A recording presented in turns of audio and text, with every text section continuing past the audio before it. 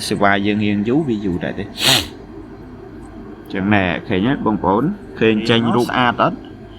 chẳng đi cứ chia thumbnail rồi bỏ AI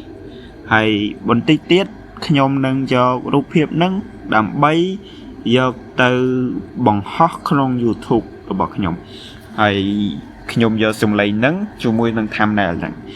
chẳng chia trong mình job xong ở con nát chùm pua bông ôn từng ở khía đại ban đại miền nền nắng dần download và sự mẹp nhúc nhưng download hỏi ấy bông ôn con để vay bịa G E M I N E nữa viên đừng load ai hại chẳng cho châu mất anh thật bây giờในการมาวิธีเจอมันไหนนี่คือช่วยยังเช้าสุดๆบางคนก็เนี่ยថ្ងៃណាទៀតសោតយើងមកសិក្សានិងស្វែងយល់អត្ថប្រយោជន៍នៃកម្មវិធីចើមណាយជាដំបូងបងប្អូនគ្រាន់តែ download ពាក្យថាចើមណាយនេះមកនេះបងប្អូនទាំងប្រព័ន្ធបច្ចេកវិទ្យាទាំងកម្មវិធីសិក្សារៀនសូត្រទាំងកម្មវិធី social media វាជួយយើងច្រើនក្នុងការរៀនសូត្រជាមួយវាហើយអ្វីទៅបាត់របស់បងប្អូនជាអ្នកធ្វើ content ឬក៏ YouTube Facebook channel អីផ្សេងបងប្អូនមានបញ្ហាអាចសាកសួរវាបានគឺខ្ញុំខូចខ្ញុំសួរវាជួយប្រាប់អ្នកបងប្អូននេះឃើញទេខ្ញុំសួរវាអំពីបញ្ហាផ្សេងវាជួយហើយមិនថាប៉ុណ្ណោះទេគឺសំបីតែការធ្វើ YouTube ហ្នឹងក៏វាធ្វើជា thumbnail ឲ្យនេះចេញជារូបភាពស្អាតបានណាបងប្អូនគឺ thumbnail channel game របស់ខ្ញុំផុសនៅក្នុងប្រព័ន្ធ YouTube ហើយតាមពិតទៅយើងគ្រាន់តែសរសេរជាភាសាខ្មែរមកថាយើងដំបូងឡើយយើងហ្នឹងហើយបន្តមកទៀតយើងមិនបាច់ចាំមានរូបអ្វីក៏បានដែរយើងគ្រាន់តែសរសេរជាខ្មែរទៅបើសិនបើយើងខ្សោយក្នុងការសរសេរជាភាសាឡាតាំងឬក៏អង់គ្លេសអញ្ចឹងយើងសរសេរមកសូមឲ្យ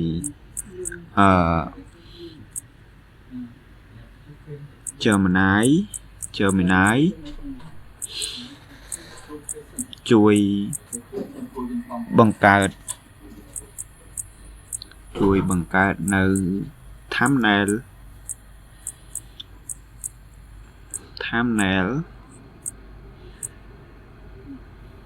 oh sorry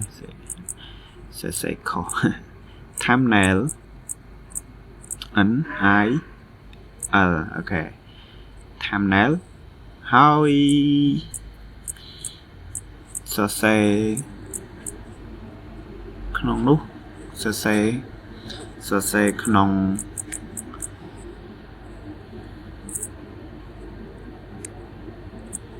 thumbnail នោះថាអត្ថប្រយោជន៍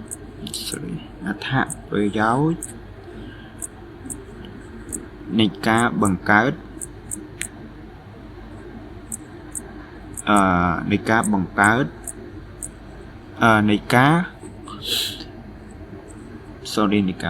ចំណាយយើងមិនអាចដាក់យើងទេនៃការស្វែងយល់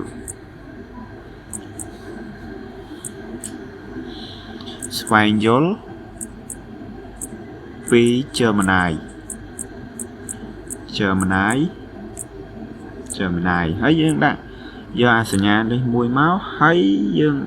ដាក់នៅកន្លែងនេះមួយទៀតមកណាបងប្អូនសង្ឃឹមថាបងប្អូនខ្ញុំបញ្យល់មួយទេហើយយើងដាក់កន្លែងនេះថាសូមជួយបង្កើត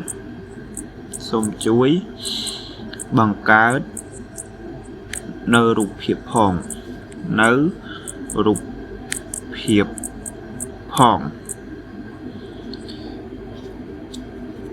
ប បងប្អូនចាំមើលរយៈពេលប្រហែលជា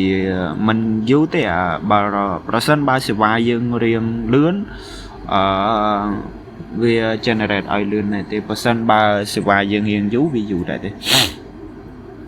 ចឹងណែឃើញទេបងប្អូនឃើញចេញរូបរៀងមកស្អាតអត់អញ្ចឹងនេះគឺជា thumbnail របស់ AI